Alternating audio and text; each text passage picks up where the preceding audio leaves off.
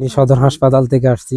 আসার পরে সিএনজিতে থেকে নামার পরে ছাত্র দলের সাবেক সেক্রেটারি হৃদয়ের নেতৃত্বে এই সালাউদ্দিন, আরমান, কাইয়ুম মানে ওদের 20 থেকে 50 জন ছেলে মানে অতর্কিতভাবে আমার উপরে অনেকটা হামলা করে। আমার মা, আমার ওয়াইফ সবাই আমাকে বাঁচাতে চাইলে ওদেরকেও মারধর করে। আমার ঘরে ঢুকে ওরা ভাঙচুর করছে অনেকটা। আমার ঘেঁষে সবকিছু ভেঙে ফেলছে। আমার একটা দুলাভাই আমাকে বাঁচাতে দেয়, ওনাকেও মারছে।